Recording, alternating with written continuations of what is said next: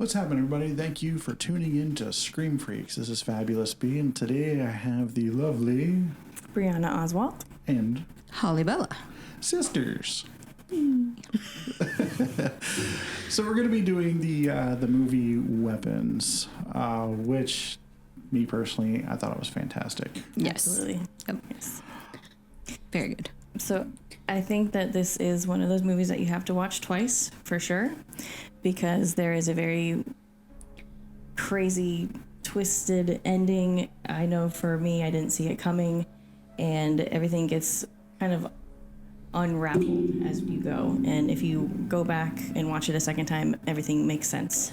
But the first time through it is very nerve-wracking and confusing, and so I think for sure watching it twice would be helpful to understand it. And I think that's one of my favorite parts about this movie is that it is so unique in the way that it's told. It's told from multiple perspectives. It's not just one character's point of view, which I feel like I haven't seen that done often. No, not in this way. And I absolutely love that. And I love how it builds upon itself until finally you get the full story at the end. You really don't know what's happening until they finally reveal it at the end, and you're like, oh shit. Right. It's interesting. It's really well done. The only other movie I can think of in my recent memory is Donnie Darko. Oh yeah, That's a good one. It kind of, That's a good one. In my opinion, it kind of followed along those lines because Yeah. you followed different people through the storyline. So, It's a good one. but the movie centers around, well, actually, it doesn't really center around anybody except for these kids. Right. You know, these kids, I mean, was it 17 kids went missing out of one class, and everybody blamed the teacher. right. And you really don't know why or how. Like, is it kidnapping? Is it magic? Is it aliens? Like, what? We don't know. It is not revealed until the end, and it's so worth it. It's so good. And the fact that they kept calling her witch Yeah. really just like, in my opinion, just kind of brought everything together because everybody's like, oh, maybe she is a witch. Maybe she, Yeah. Yeah. So I'm like, I think the witch thing comes from the fact that all the kids left at the same time at 2:17 a.m. Yes. in this Yeah. weird Naruto pose from hell. Yeah, they're just It's T-posing around the neighborhood. creepy. Nobody can understand why. And I think the principal was the one that said nobody. Oh no, it was the cop guy.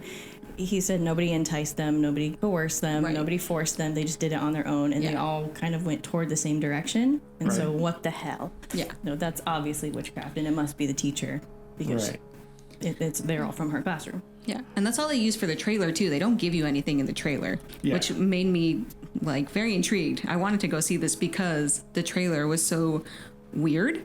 I'm like, what? You know, I was honestly, whenever I first saw it, I was confused as to what it was. So I never really followed up on it until we decided that we were going to put it on this list. And I'm like, okay. So then I watched it and I'm like, oh, I was missing out. It's a good one. Yeah. This movie gets a lot of hate because it's so slow at the beginning, and it is. But it's one of those movies where I highly encourage that you get through it, because even though it's slow, every minute of the movie, the first 30 to 40 minutes, is going to be referenced later on. You're going to see Yes. it 2 or 3 or 4 times again, and it's all going to make sense. But you have to get through it. You can't be ADD and watch this movie. Take your meds, watch the movie. It's totally worth it. You know, to tell you the truth, I mean, I watched it in increments. So I would watch it, digest it a little bit, pause, and then I would, I did that a couple times. Yeah. So, I mean, to me, it kind of made sense. It didn't make sense whenever the principal, which was Marcus? Doctor Strange's Wong. It is. Yeah. So he, whenever he came running from out of nowhere in that pose, I was like, wait a second, what? And the I heck? thought that, okay, zombies? Because he had his eyes bulging out, and I'm like, holy crap, what's going on with this? So we had two Marvel characters in this movie. We had Thanos and we Yes. had Wong. OG. It was nice to see Josh Brolin not be Thanos and have normal skin. I think he did a great job as the very angry character. Or Cable from Deadpool. I guess. It's kind of funny you mentioned that scene because that is actually one of my favorite scenes in this movie. Yeah. Because it's just so out of nowhere, and I'm like, Yeah. this movie has a ton of really good visuals and it's shot beautifully, but that particular scene was one of those moments where I'm like, what? Like, I didn't know whether to laugh or to be, am I uncomfortable? Is this funny? Like, I don't know, because he's just T-posing at this poor woman with eyes bugging out of his head. Right. Yeah, I think part of the appeal of this movie is that it's not super scary. It's very eerie, it's creepy, it's very uncomfortable. Yes. And Yes. there are moments, like Holly said, where you don't know if it's supposed to be funny or not. That's one of those moments. It is kind of scary because of his eyes, Yes. because he already has blood and that black gunk all over him, and we just don't know what the heck he's doing or why he's doing it. Yeah. And he's very aggressive toward Justine, and we don't know why. There's other moments like that, like when Alex's mom comes out of the house and she's just like, she's walking very Yes. weird. Yeah. And it's kind of funny because she looks funny, but also there's, I think, very subtle music. It's not in your face, Very but you have quiet. no idea how to Yeah. feel. And then Right. she gets in the car, and it's Yes. like, oh, this is real now. And she doesn't like bite her neck or stab her. She takes a snip of the hair and she's out of there. And Yeah. and Justine doesn't wake up, and it's very uncomfortable. Yes. That's how this movie is scary.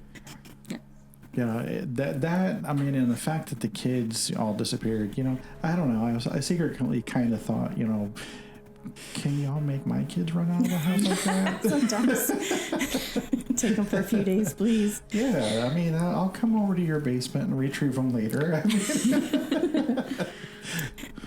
I know we've also talked about practical effects in other Yes. episodes. This movie, I think the only CGI they had were the eyes, because Yeah. it was too difficult to make like those contacts or whatever. So that was it, Yeah. and you can't tell at all. But the practical effects, they're stabbing their face. Eventually, Gladys gets pulled apart.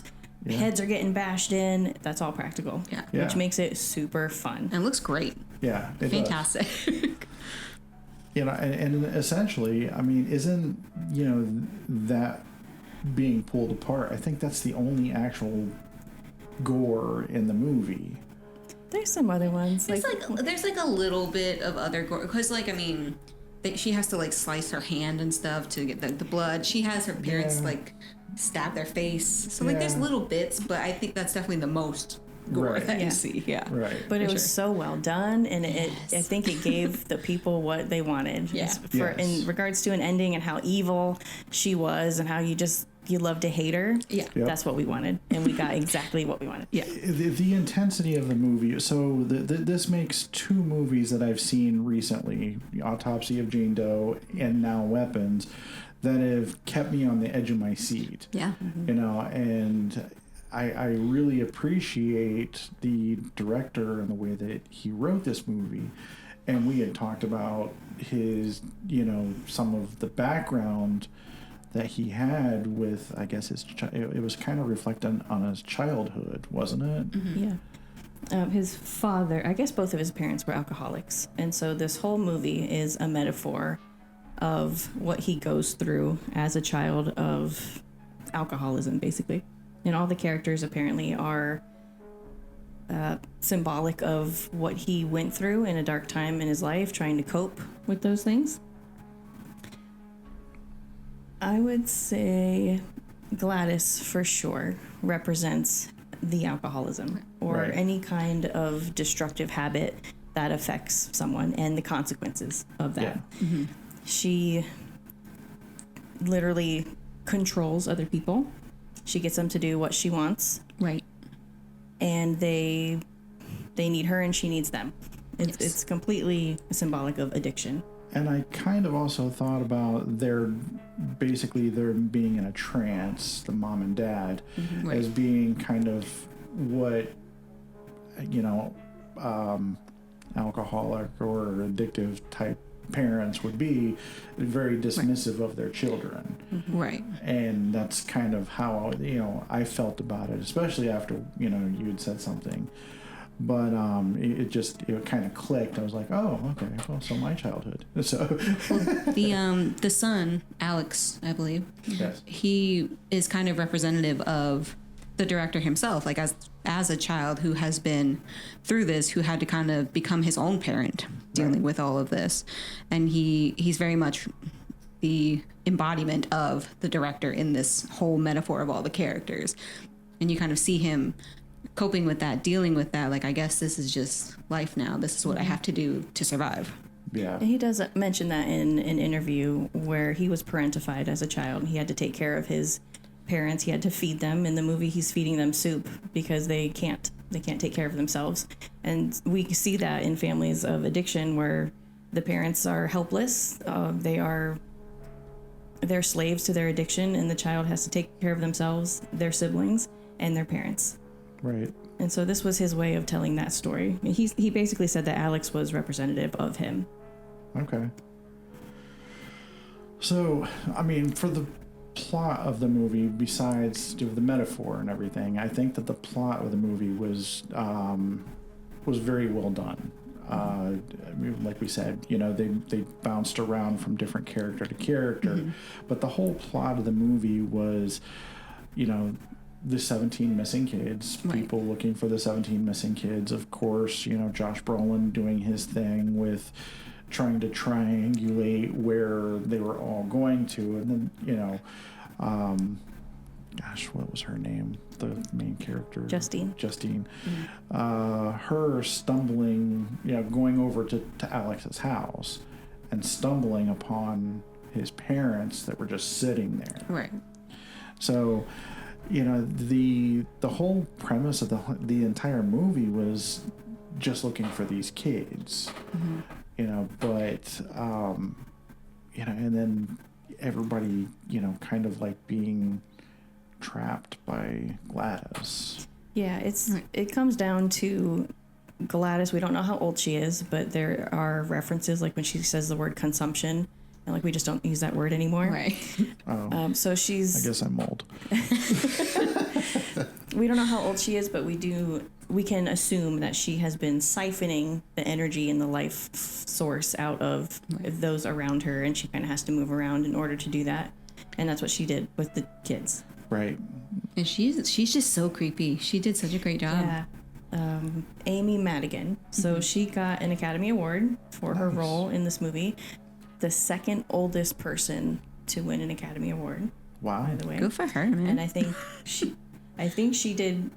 The reason she did so well is because it was just so awkward. She's just so creepy as a person.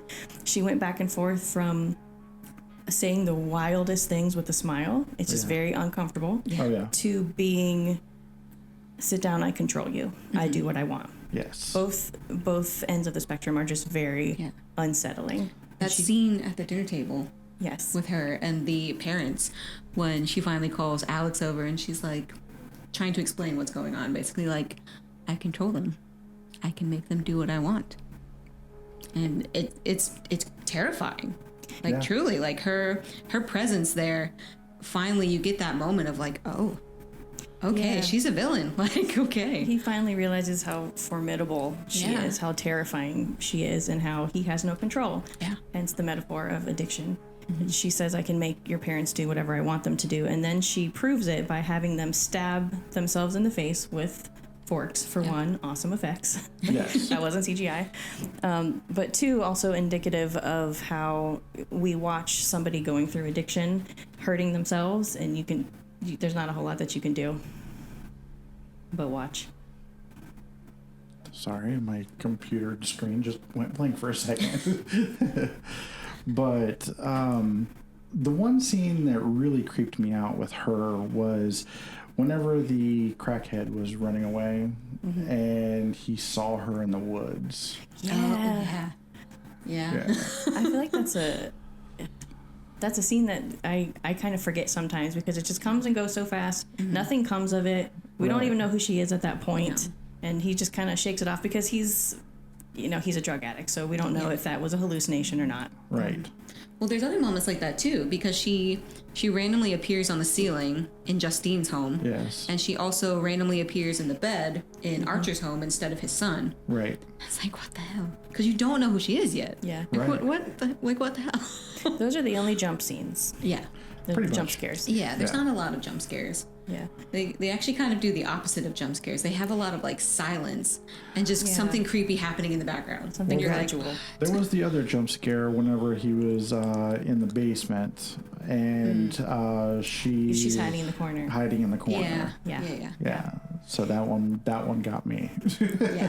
And she's not a ghost. She's not a monster. She's just a really old lady with weird makeup. Yeah. And that's what makes her scary. Yeah. So one of my questions was the name of the movie. Weapons. Yeah, it's Why weapons? yeah. There is the floating assault rifle in Josh Brolin's dream, which I Right. think could symbolize a lot. Zach Kreger, the director, said that there was no rhyme or reason behind that. It's just whatever. It's artsy. It's whatever you want it to Right. be. To me, it's kind of Columbine-esque. We've got children that are missing / dead. It's got a kill count on it. It has the 217, which represents the time, but also a kill count. Like there were lives lost, basically. And it is in itself a weapon. Okay. Now that I'm thinking about it, I mean, could that 217, the two survivors, which would be Justine and Alex out of the class, and then the 17 kids. Yeah, that could be. Oh yeah. Yep. So, Oh yeah, it's pretty good. yeah. I didn't think of that. The only thing I can think of is also how she weaponizes these kids. She controls them. They're her little tools. Yeah, or the adults even. She takes over Paul at one point. She takes over Archer at one point. She takes Marcus. over the Marcus. Marcus, the kid's parents. Yep. And at some point, each of them she uses to go after or hurt someone else. So she uses her powers to weaponize them.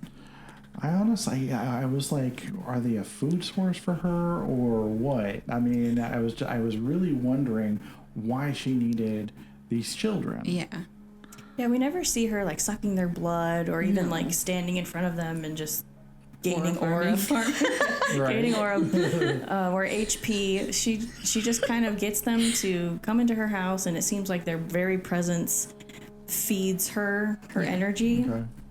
But from what I was reading, the reason that she remains sick is that when you use black magic, it kind of backfires on you. So in that sense, she actually becomes addicted to the children. Okay. So I can only imagine all these kids, in the basement in a circle, and everybody's going 6, 7, 6, 7. I can see it. I can see it. So It's actually what they did in between eating soup. Just right.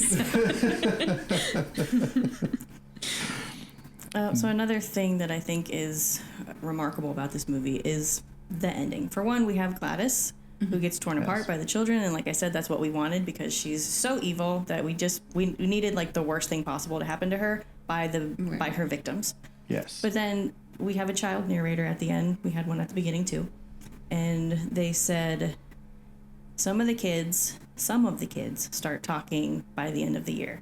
Right. And they go into how everybody is coping in their own way. Some of them are healing, some of them aren't, some of them were never the same. We also still had lives lost, and Yes. we don't get those back.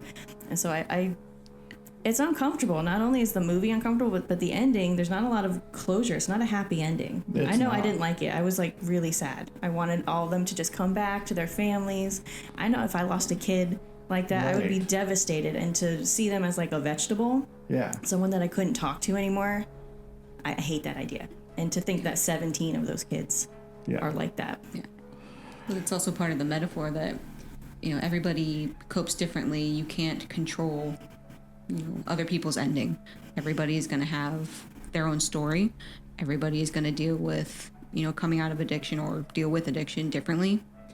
And I like that the ending is very open, including for Alex, which, he being the kind of metaphor of the director, you kind of hope that this is going to be that point where he's choosing to, well, in the metaphor, that he would be the one to break the generational curses, to change and be the new guiding light for the next generation. Like, okay, I'm going to be better. Right. I'm not going to be like that. I'm choosing to write my own story, make my own path. Right. So it kind of goes just right with the metaphor. The fact that, I mean, we touched on, her sitting him down and, instilling into him that she controls his parents and everything. But he learned from her in that instance. So whenever at the end, he's the one that turns the tables on her. Exactly. Yep. And he's the one that's controlling the narrative now. Yes. Yeah, he takes her control away and uses her own magic against her. Right. Yeah. He her takes demise. control back. Yes. So that gave me chills whenever I was watching it. I was like, oh my gosh, that little kid, he learned. Yeah. Yeah, if there was going to be a hero in the movie, he definitely deserved to be it. Yeah. Yes. And it definitely wasn't Thanos. So Zach Kreger was part of an improv group called The Whitest Kids You Know. Okay. And one of the reasons why he wrote and directed this was because one of the guys in that group, Trevor Moore, died by falling off of a balcony, but then with the toxicology report they saw that there was alcohol in his system. Oh, So he's now affected by alcohol twice in his life. okay. The one skit Holly and I used to quote to each other, it's from The Whitest Kids You Know. Okay. It's Abraham Lincoln, somebody's taunting him, and At the show, at his final show. at his final show when he dies. He's in the balcony. And he's like, calm down, just calm down. Calm down, just calm down. It's funny. You should look it up. Anyway, they did some good stuff. Yeah, they did. Zach Kreger is supposed to be Alex. He has admitted that he has been sober for 10 years, the director. And so I think Alex represents him overcoming that as well. He could have gone back to alcoholism when his friend died. He was very, very deeply affected by him dying. That's why he wrote this whole movie. And he didn't. He coped by telling his story. Okay. Yeah, I mean, in like I said, this movie hit on all cylinders. I mean, it was just, it had something for everybody, really. It had, the underdog hero, it had, Josh Brolin's character, Justine, pretty much everybody is trying to be the hero, but it's, you kind of get attached to a lot of them. I mean, I know that, it's the Children of the Corn. But I mean, the movie was very enjoyable. It was, the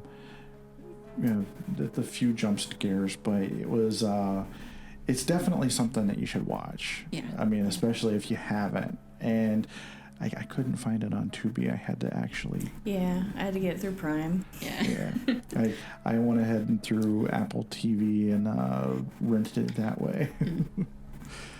But it's a very cerebral movie if you're going to look at it through the alcoholism lens. yes, But on a surface level, it's a top-notch horror movie. Yeah, it's still just really good.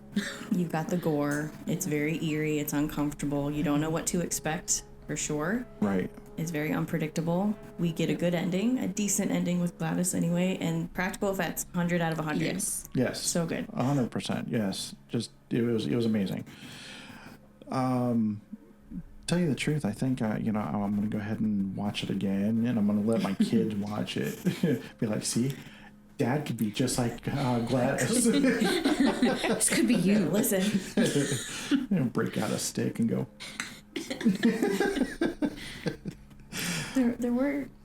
there were some other symbolism pieces that I did want to mention because I think they're cool.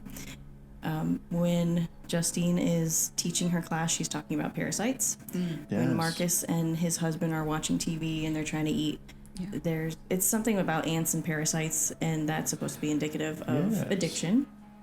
Also, when you look at the title weapons, in the O is a triangle, which is the symbol of Alcoholics Anonymous. Oh, okay. On Gladys's bell, you have to look really close because we don't get a good shot of that bell a whole lot, is an upside down triangle. Okay. So instead of AA being, a symbol of being supportive and encouraging and healing, it's inverted, and so it's like we're giving into the addiction. Okay. I think it's really cool, and it's very subtle, and if you don't know those things, it's easy to miss it. Okay. Yeah, I know that the best time to actually see the bell up close is whenever Alex rings it at the end. Yeah. So if you're gonna watch the movie, pay close attention to those symbols. Also, just putting it out there, Marcus, most relatable character. All he wants to do is sit at home, watch TV, and eat some hot dogs and Do his chill. job. He just wants to live his life. That's it. Yeah. Him and his husband. I mean, come on. And his husband, I mean, she did not have to do him like that. He got her so some sweet. water. Yes. He wanted to get her water. He's the one who let her inside the house. Right. He's so nice. She did not have to do him like that. No.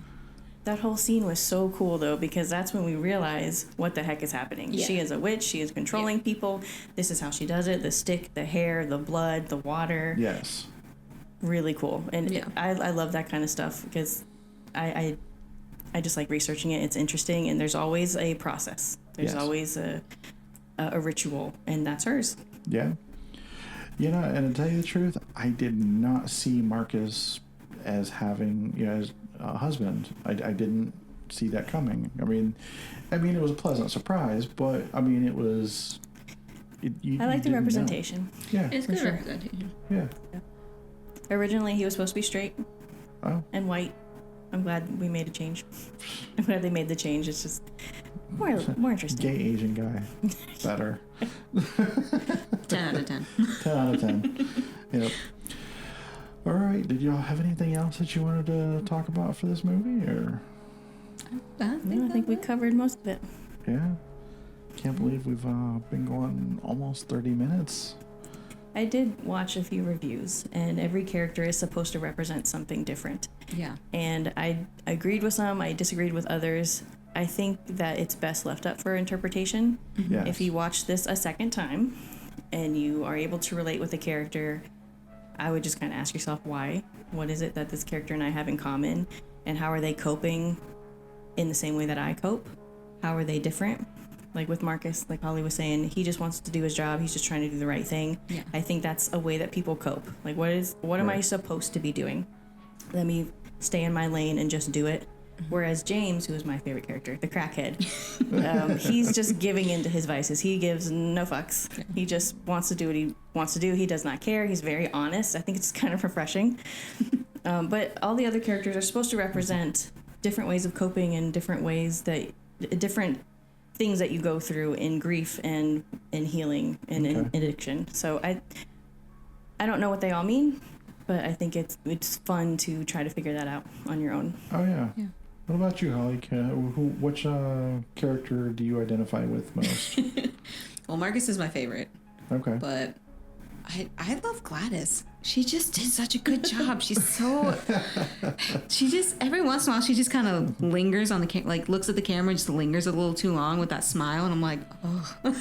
But we can agree that Paul and Justine suck. Terrible. Both. They're the worst Paul and characters. Justine are just the worst ever, and they deserve each other. They're so That's selfish. They are awful. Just the worst. Oh, okay. Is she your favorite? No, it was Paul. Oh.